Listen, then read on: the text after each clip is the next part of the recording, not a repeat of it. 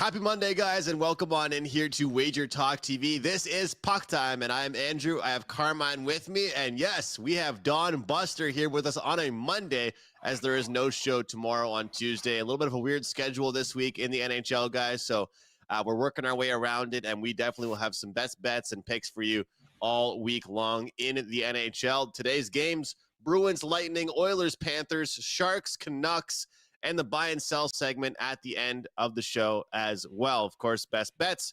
But Carm, how was your weekend, man? And what are your thoughts on Bruins and Lightning? Weekend was great. I don't like this unbalanced schedule, but I get it. No games on Tuesday, no games on Thursday, but some huge slate of games. And then Friday's monster slate of games starting right at 1 o'clock and going onwards. So looking forward to it. Weekend was great. 13-2-1 across all sports, 6-2 in NHL. So hopefully we're starting to heat up. 3-1 yesterday. The Vegas Golden Knights got me, man. I got a message from Brian Leonard saying, "Hey, great day for you on Sunday." I go, "Man, just Vegas got me." He goes, "I'm happy they did because he had Pittsburgh." So, uh, way to go, Brian. Way to go. I know you're watching because you can't miss Buster. I look at this game, and Andrew, and one of the first things I looked at is I want to stay away from the side in this one. I understand the Bruins, why the Bruins are favored in this one. But you look at this, and Tampa's starting to get a little bit better. You can put whatever stock you want on in that last game, but they came back against the Oilers after falling into a hole. The game before that, it was that get well spot against the Chicago Blackhawks. A lot of teams seem to be doing that this season. Um, I just think you're paying $1.35 for what essentially is a coin flip here. Listen, no disrespect to the Bruins, they're having a great season, but I said it last year. I've said it all season long. Teams are going to get better. Tampa's getting better. Um, they're supposed to get Vasilevsky back. He won't be back tonight, of course, for this one. But they talked about Thanksgiving Day week of him coming back. We'll see if he's on the ice. I'm looking at the under here. The Bruins are 6-2 to the under on the road this season. I think after that game that Tampa had against Edmonton, there was a lot of open ice in that game. I don't think you're going to see the same open ice in this one. This one just seems like a game in which Tampa knows they're going to have to grind out a win, and Boston knows they've got to stay disciplined, stay out of the box, because that Tampa Bay power play is absolutely lethal and can score. You give them 2 or 3 power plays, and they're probably going to score 2 or 3 goals. That is how good this power play is for this team. But Boston's a better disciplined team as long as it's not Marchand trying to slew foot someone or can opener with his stick and then look the other way. If he plays a normal game and these guys stay out of the box, this is one of those 3-2 games that very well could go to OT. So I'm leaning under. I'm not going to take a side in what is essentially, I think, a coin flip for me. It might be different for you, but it's not for me. I'm taking the under 6.5 in this one. Buster, give me your thoughts. Well, Carmine, I appreciate you guys having me on your Monday. I know you guys like to have your Monday. You do your buy and sell and all that other and recap. So I appreciate you having me on here. It might be my last Monday because I tend to disagree. I agree with your play, but I disagree with you about your this being a coin flip. I actually really like Boston here. Boston has owned this club of late, winning 6 of the last 7 games. And how good has this Bruins team been this year? Well, yeah, I know maybe regression's supposed to set in.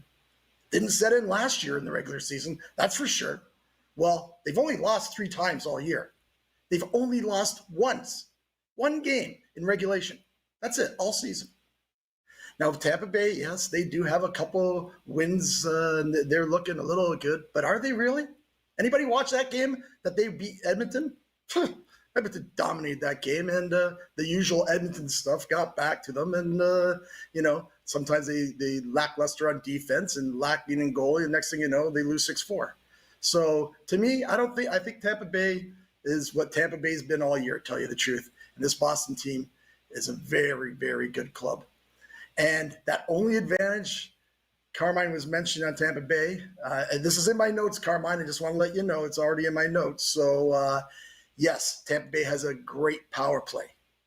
Boston is the number one penalty kill team in the NHL.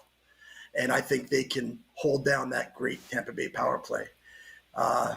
As far as the total, I agree with Brother Carmine on the total. I don't want no part of it, but I do agree with him on it. These teams, when they get together, the last 6 games, 5-1 to the under. I will let Carmine win his under, and I will bet the Boston Bruins because the eye test tells me that they are a much better club, away or home.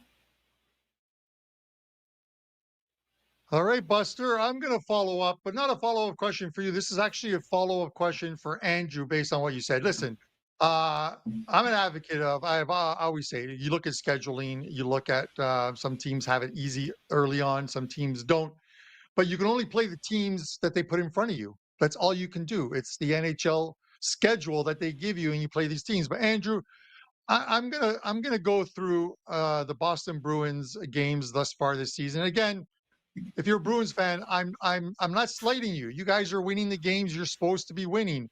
But this is who they have played, Andrew. And give me the 3 best teams out of this. If you can find 3 teams. They played the Chicago Blackhawks, Nashville Predators, San Jose Sharks, the LA Kings, Anaheim Ducks, Chicago Blackhawks, Anaheim Ducks, Detroit Red Wings, Florida Panthers, Toronto Maple Leafs, Detroit, Dallas, New York Islanders, Montreal, Buffalo, Montreal. Dallas, Andrew, do you Toronto, find 3 in and there? I don't know who else. Dallas, But here's Toronto, Toronto. Dallas, LA. and Oh yeah, LA. maybe Florida, but that was even before Florida got hot. So I'm not Look, saying that the Bruins are a fortunate team. I say it's a fortunate schedule. But again, we've seen teams with fortunate schedules absolutely shit the bed as well too. They are getting it done because because they are a good team. But at some point, they're going to hit that schedule where they play the teams in the East that are the tough ones, like the Tampa Bays with Vasilevsky in net, the Carolinas, the Rangers, the Devils. These are teams that have not played yet. They're going to play those teams, and then we'll see what they're made of. But great start to them. But I wouldn't say that they are the class of the NHL right now or the East. I think that right now belongs to probably the New York Rangers and the Carolina Hurricanes. But Garm, that's I all I wanted to promise you. say, Andrew. I promise you, last year I was probably the Bruins' #1 hater, and they broke a record. It's not worth it. It's not worth it being a Bruins hater. They prove you wrong every time. And the thing about this Bruins team, and I get what Carm is saying, but the thing about them is that they don't really have letdown spots, right? Like in NHL, we can handicap what Marco would call a sandwich spot or, a letdown spot. This team, plays down. Look at the Maple Leafs, man. They've already lost to the Sabres, the Chicago Blackhawks. Every time they play the Coyotes, they lose, right? It takes a certain type of team to always get up. They play 82 games. It takes a really well-built and leadership-led team to be able to get up for all those games. And I get what you're saying, but in my opinion, it still is impressive to have that many wins in a row because, I mean, as we've talked about, there's some teams in the league that just cannot show up against weaker opponents, right? And they seem to just always show up. But I agree, they have had some luck, and they've kind of been getting some favorable power play situations going through some of their games, man. 5 power plays, 3 power plays, 4, 4, 4. I mean, this is a team that gets on the power play quite a bit, but I like the under 6.5 here. Tampa Bay has 10 goals their last 2 games. Those 2 games, as you guys talked about, against Edmonton and against Chicago. Look, and I know here we have -170 for Boston, so I don't really like that price. I don't want the regulation. I don't want the puck line, team total, anything. I think we're going to see a good old-fashioned defensive battle in this one. Carm talked about the schedule being favorable, being light for Boston so far on the year. Well, I think what makes them so great is that when they play other teams that I think are of higher caliber, they can win low-scoring games. So for that reason, I'm with them. I like the under 6.5 here. And I think that Tampa Bay, they might be improving a little bit, but how many goals have they scored against good teams themselves, right? I mean, Edmonton, man, they give up they give up goals against everybody, Edmonton, Chicago. So I think the under 6.5 is the way to go here. And I'm hoping for a defensive effort. But one thing that scares me though, is Boston's gone over the total in 6 of their last 8 games. But here's the deal with that, is that it's mostly because they've played teams like my Canadians and Carm's former Buffalo Sabres. If you didn't hear, Buster, Carm dropped the Sabres. He's not claiming them as a fan anymore. He dropped them. He's not. Oh no, I did not hear that. I didn't quite listen. I didn't quite say that. I think the words that came out of my mouth were, I will still cheer for the Sabres and the Buffalo Bills, who got a win yesterday against Sauce Gardner. Sauce was a little light yesterday, but I'll still cheer for them. But I don't live and die on their wins. When you expect nothing, you're never disappointed. It's that's the best way to look at it. Do not expect anything, and you won't be disappointed. I'm not a diehard for my teams, but with that said, listen, we got to get to the second game. But I will say again, because we always get the comments that people are like, "Why are you picking on this team? They're 13-2 and whatever." We're not saying they're. By no means are we saying the Bruins are a bad team or a lucky team. They're a good team with a fortunate schedule, and they've taken advantage of it. If they can replicate that when they go through next month, where they have a slate of like 6 or 7 games in a row against some very good teams, then then I'll say it. They're accumulating points. It's what you got to do in the NHL if you want to make the playoffs. Accumulate points when you can, in case you hit that slump later on. But let's get on to the aforementioned Oilers and Florida, Andrew. Yeah, and I think that, being in the business that we're in, I think I would go absolutely crazy if I didn't have a diehard team. You know what I mean? Like, Prez and Teddy argue about being a fan of a team if it's worth it. I think that as far as just my mental health is concerned, having a team I can watch, like the Canadians or Blue Jays or Raptors or Green Bay Packers, just being a fan, just setting aside my wagers and handicapping is really good for me to just be able to watch a game because I like the team and not because I gave them out to my clients or bet on them. So that's my 2 cents. I think it's really important to actually have a team that you're a fan of. And Buster, I know the Habs drive us crazy, man, but they're fun to cheer for. And I'm curious your thoughts on this Oilers team right now. We'll jump into it. Oilers and Panthers. Every season, a coach gets fired earlier than they probably should. The blame goes on them. You can't fire 21 players, Buster. And guess what happens? That team goes on a run. And it bugs me because it's like, why does a coach have to get fired for these guys to wake up and start playing better? Do you think the Oilers are about to go on a run here and continue to play better hockey, or is it going to come down to earth a little bit once they play better teams? Well, Andrew, I do believe that the Oilers will be coming down to earth a bit when they get playing better teams. I just want to go back to just a quick second. I know we're on the second game here, but you had Boston at 170. I got them at 130 today. So I believe that whatever, the graphic might have been a little bit out because they definitely weren't 170 at all. That's for sure. I would never bet them at that. And the other comment quickly, I've always thought Carmine was a closet Leaf fan anyway. So I just saying. This is a tough side to play here, if you ask me. Very tough side to play. There's no doubt since the firing, Edmonton has been playing much better. It just happens. As Carmine mentioned about Buffalo yesterday in football, they fire the offensive coordinator. They look like a different team. It happens. That's just the way it goes, unfortunately. And the Leafs should do the same thing with Mr. Keefe, but that's another story. Again, against Tampa Bay, they looked really well. I mean, they outplayed them all game, but guess what happens? They have some defensive lapses, and sometimes the goaltending is not good. So that'll always still be a problem. But yes, they are playing much better, and they also catch Florida off of I think it's been a 6-game or 5-game road trip. So that's always good. I always like going against the team on a road trip, off of a road trip like that. But Florida has had a couple games in between. So again, with Edmonton, one thing about Florida too, they have won 7 of their last 8 games.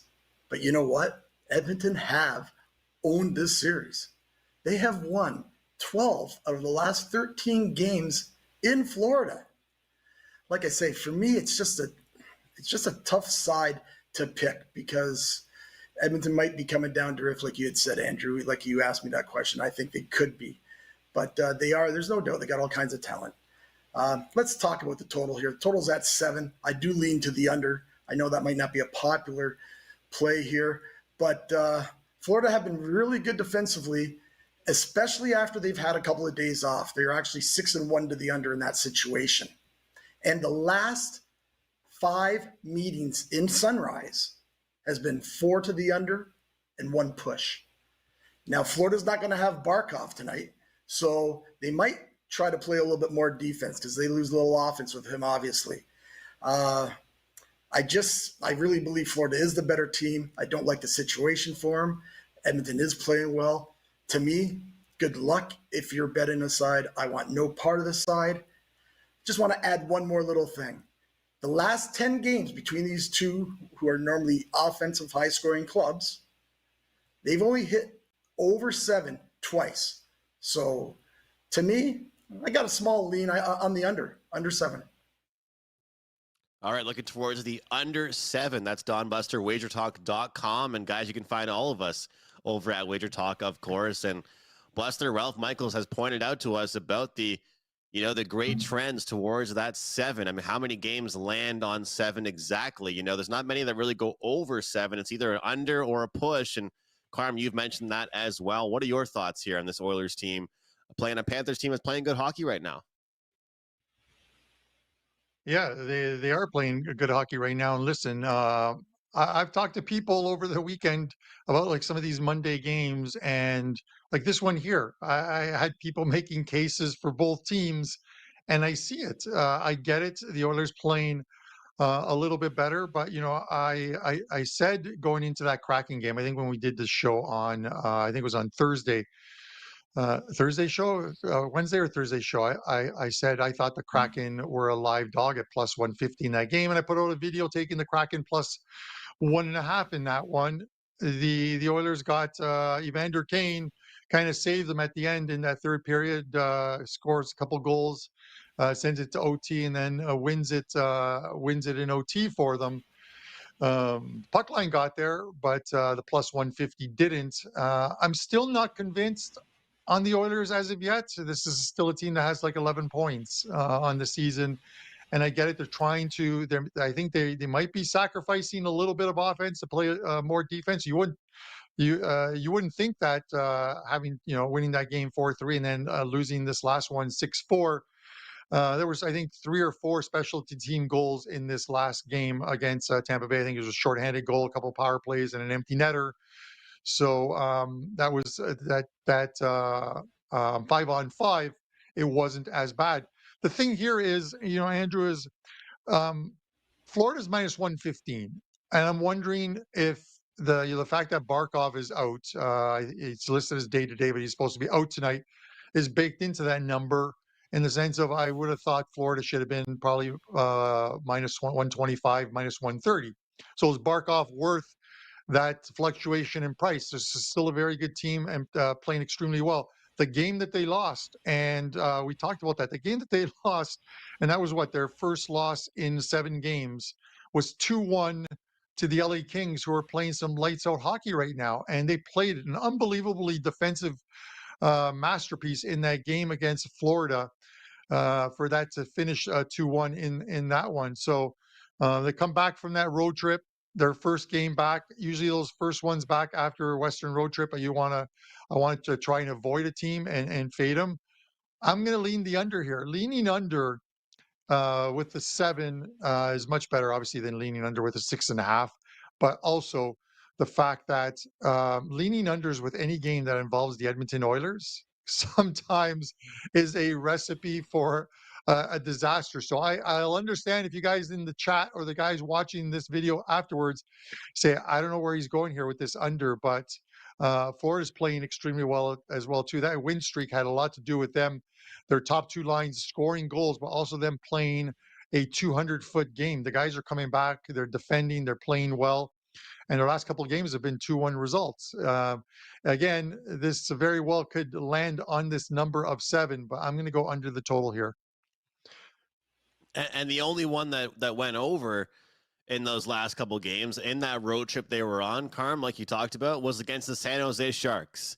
And so to me, when I look at that one, I put a big old X through that game because, really, when you go over or you score 5 goals in the Sharks, is that really much of a pat on the back situation? I'm not really sure. Maybe it's a confidence booster, but the win they would have wanted to get was against LA, and LA suffocated them and forced them to just score 1 goal, and they lost that one 2-1. And of course, they only scored 2 goals against the Ducks. So it is interesting to look at. I look at things, though, guys, where the Barkov being out, of course, it affects the scoring, but I look at the New Jersey Devils, right? And Nico Hischier not being out there for them, that's also affected them defensively, right? Let's not forget, forwards still play defense. Forwards still have to back check, especially centermen are very important defensively. So Barkov not being out there, I think, hurts them defensively as well as it hurts them offensively. And I think that could open some things up for the Oilers. So here's the deal, guys. I'm going to kind of throw a unique bet at you here. I think that with these sevens, a lot of the time, we see some goals early on and then things slow down. So the over 1.5 goals in the first period is a crazy price of like minus 170, 175, something I wouldn't really jump in on. You can get plus 130 on both teams to score in the first period. Edmonton's given up the first goal, and I think like 5 of their last 6 games. To start the season off, they were giving up the first goal a ton, but they have looked better offensively themselves. I feel like they can expose this Florida team, getting back after that little short West Coast swing, San Jose, Anaheim, and Los Angeles.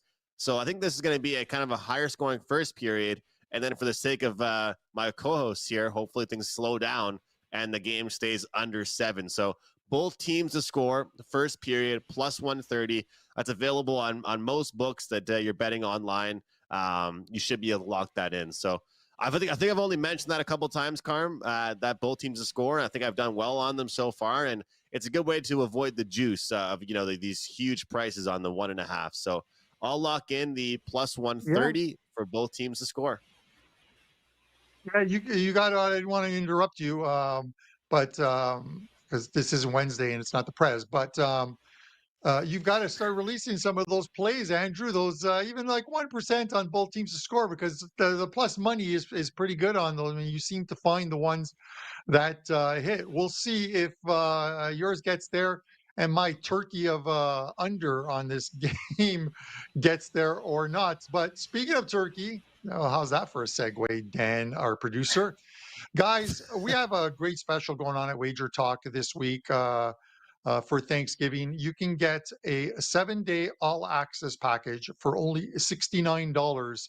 That's all sports, all access, every single play, prop, 5% play released for only $69, less than $10 a day. No coupon needed. You just head over to your favors cappers page and you'll find it there under the 7-day all access package option. So just wanted to mention that one to you guys. And then Andrew, I left a doozy for the last game of the day before we get into your buy and sell. So why don't you tell me who we're looking at? Yeah, I think you were saving some of those other games for client picks. It must have been. You must have some really good client picks on the other games, because with the one he saved for us for last here, Buster, I'm a little bit surprised in this one. But really quick, I just wanted to mention, with that great 7-day deal, $10 a day, of course, and with the holiday season, with people traveling all around, whether it's Thanksgiving or Christmas time, it's just so nice. If you grab this 7-day pass, like I said, just $10 a day, and one play you're going to buy today is going to be $25 itself. You're going to get it sent right to your mobile device or right to your email. That's the best way to go. I mean, you don't want to have to log in to try and get a play, try and figure out when someone's going to, put their play up.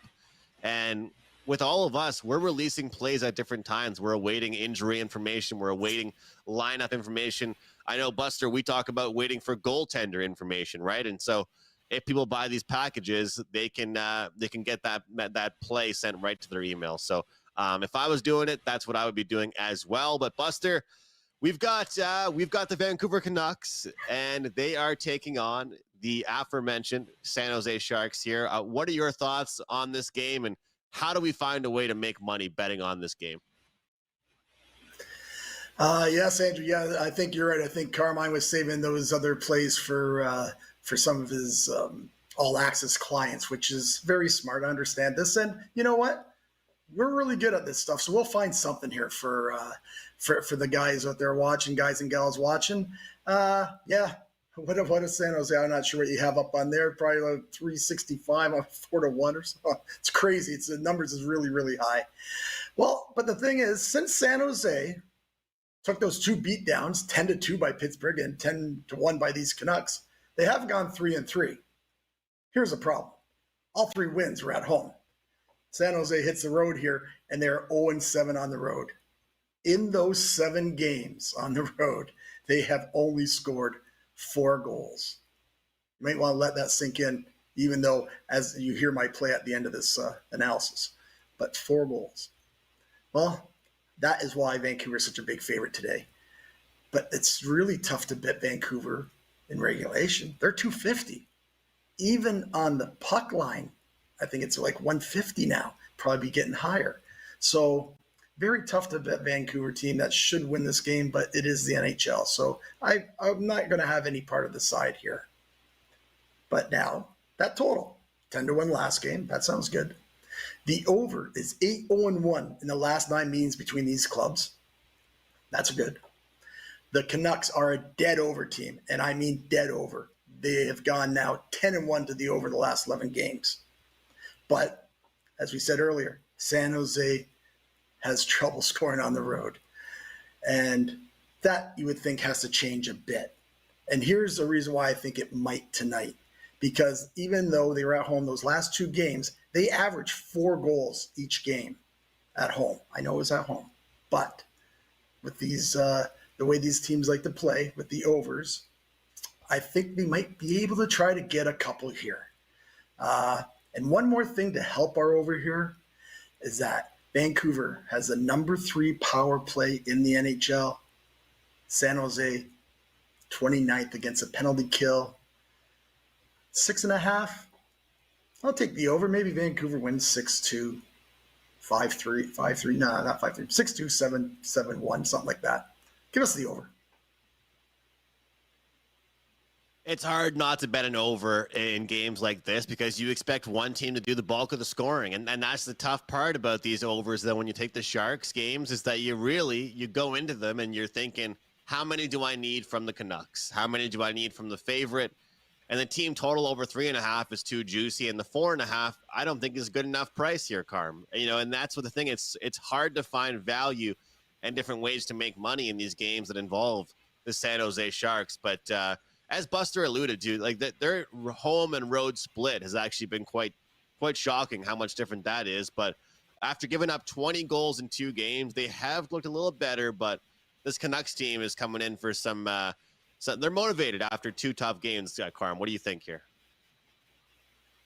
It's I put this on the sked because Ralph had dropped something in our production group, and the Sharks are excuse me, the Sharks are 0-7 on the road. They're also 0-7 to the puck line on the road.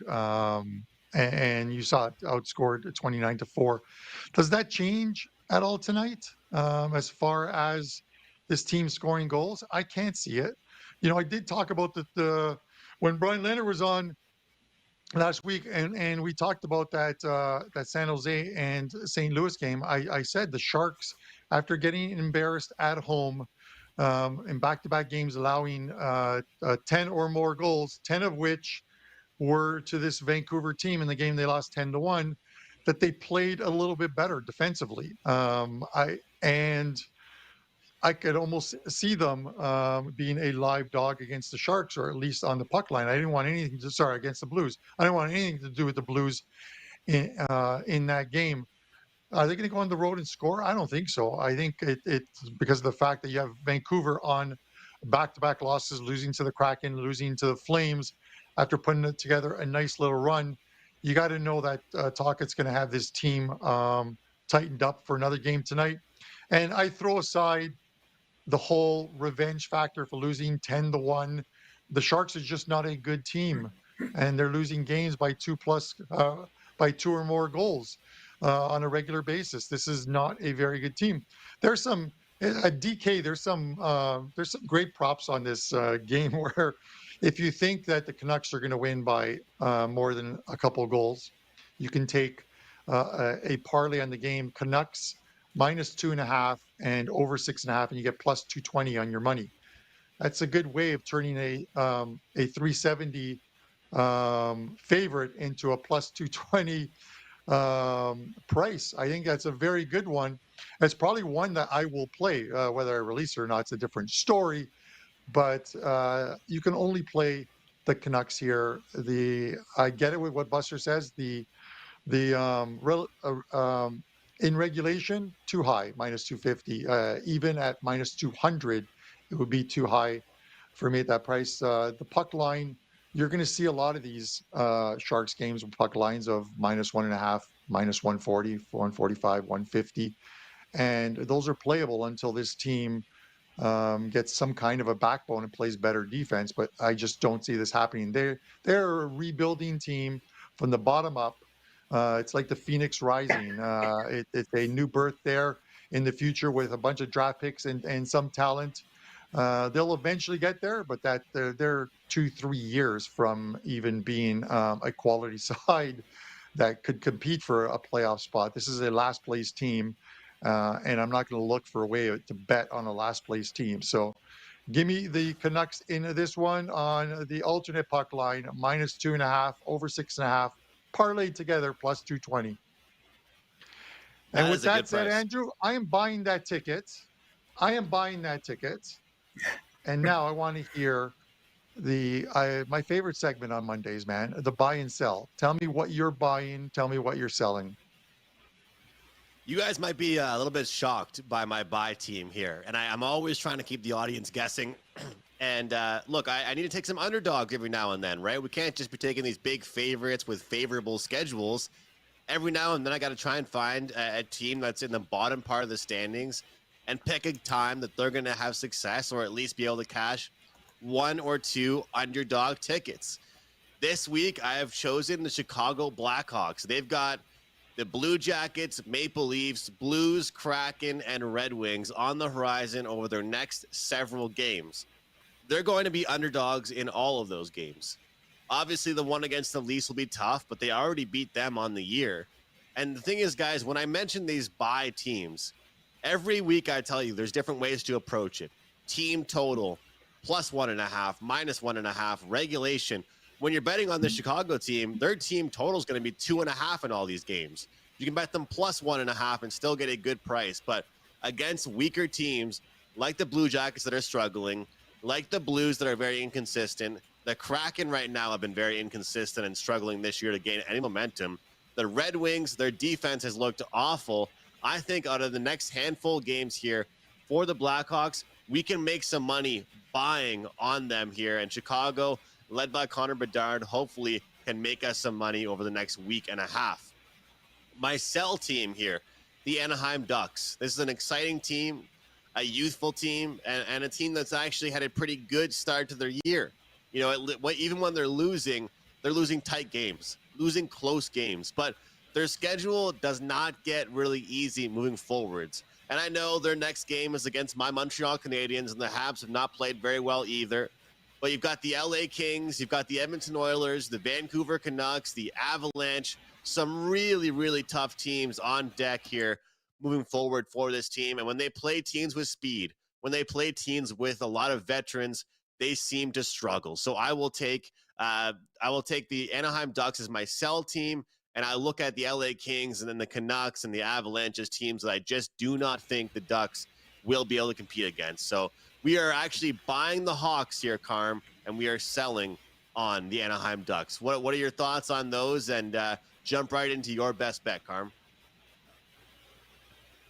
Also, some choice teams you've got there, Andrew, but you went through the scheduling, and I absolutely love the fact that you went through the scheduling for them because I think it's very important. And, before I get into this best bet segment, because there's a free play video that I will post on my Twitter page shortly that I did this morning on the Colorado Nashville game. So you'll get an extra free play if you head over to Twitter as well too. But the Colorado one is when we talk about scheduling is something that is very important. You know, I talked about last week. I think Colorado's about to go on on a bit of a run.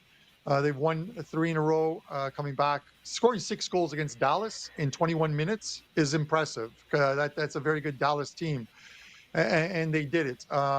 It's all about scheduling, and they play up to the teams. Andrew talks about this all the time.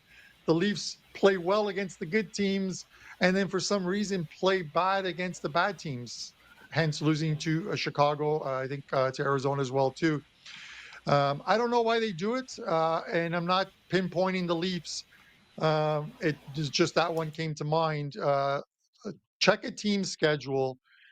Check the days off in between games. Make sure there's no back-to-backs, no 3 and 4 nights, and try and find a team that has a favorable schedule that you can make money off of. If you've been betting the Bruins, you're definitely making money because they have done everything they needed to do with the schedule that they've had.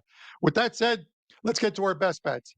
Up at WagerTalk right now, 3 plays in afternoon Euro soccer, 17-8-3 run with these Euro qualifying plays. Last couple of days of qualifying are today and tomorrow.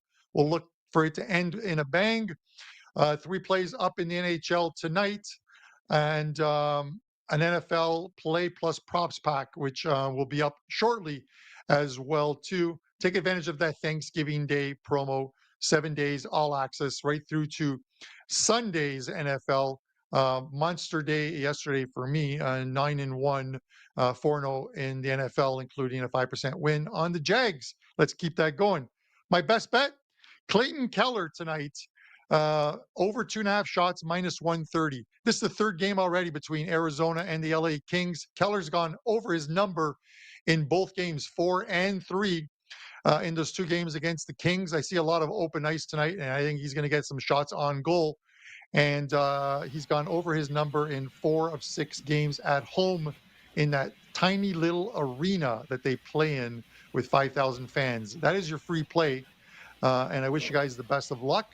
And we'll go over to Buster to see what you got up at WagerTalk and a best bet from you. Well, thank you, Carmine. And yeah, good luck on your buy and sell there, Andrew. They do look like a couple of good plays there. So good luck with that. I do like Anaheim as a team, but as you said, they're due for a little regression. As you guys have been talking about, there's that $69 7-day all access pass for Thanksgiving Day special. Go over the site, grab that. Tonight we have an NHL best bet up on the site. We're doing really well in the NHL so far, so good. You can maybe just check out the standings over there. I don't want to say too much because we know how that goes once you start talking up a good game. So very happy with the NHL, but remember, it is a marathon. It's not a sprint. So again, quite pleased. Our show play is going to be a prop play as well. We gave out 2 of these so far this year on these shows, and had one last week. It was a winner, and we're 2 for 2. So let's try to get 3 for 3 with Brad Marchand tonight over 2.5 shots on goal. Now, Brad has hit this in 8 out of his last 9 games. When he plays against Tampa Bay, he's hit it 5 straight overs. We lay a little bit at 140 here, but to me, this line should be maybe 175, 180. So seems like lots of value in that play. Like that play tonight. Head on over to the site, grab that great deal we have on for the 7-day all access pass. I just want to wish everyone a very safe and happy Thanksgiving week. Best of luck with all your plays tonight, and especially Thanksgiving Day football, everything else. And as always, everyone, have a great day. You as well, Buster. Good to see you as always. And yes, happy Thanksgiving to everybody out there. Of course, we'll be having shows throughout the week, though. And again, kind of a smaller schedule this week in the NHL. For me, I got one best bet going tonight in the NHL. We got 2 prop plays in the NFL. Obviously, a great game on deck, Eagles and Chiefs. Best bet for me, JT Miller from the Vancouver Canucks over 2.5 shots on goal. We try and find ways to make money betting against San Jose Sharks. Well, -300 on the money line, not really good price. The puck line, not good. Regulation, don't really like it. Well, the shots on goal props are there. I will take JT Miller, who's having a phenomenal season, over 2.5 shots on goal. Guys, that does it for our Monday show here on Puck Time. WagerTalk today comes up at 12 o'clock Eastern time. Thanks for watching. We'll see you next time.